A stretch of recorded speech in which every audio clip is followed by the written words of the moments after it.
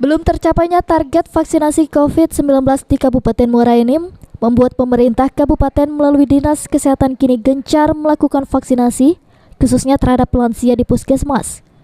Salah satu puskesmas yang gencar lakukan vaksinasi ialah Puskesmas Muara Enim, di mana sejak pagi masyarakat umum dan lansia sudah antri untuk mendapatkan vaksinasi. Kepala Puskesmas Muara Enim melalui koordinator vaksinasi mengatakan, berdasarkan data capaian, vaksinasi dilakukan saat ini di Puskesmas Muara Enim sudah tinggi. Kini terus melaksanakan sehingga semua masyarakat yang layak divaksin bisa terlaksana. Puskesmas Muara Enim sendiri menyiapkan 200 dosis vaksin jenis AstraZeneca dan 80 dosis vaksin jenis vaksin Pfizer. Masyarakat umum itu terbagi dari untuk remaja, lansia, publik, terus disabilitas juga kita layani.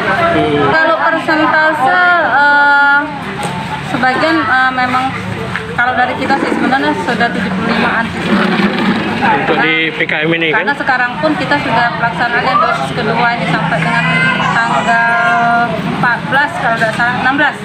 Tanggal 16 jadwal kita dosis kedua.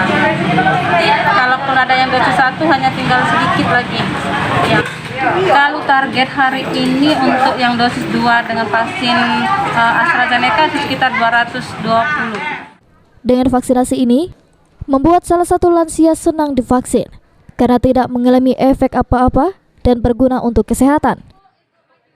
Berapa, Pak? Dua. Macam mana setelah divaksin? Kondisi badan mana?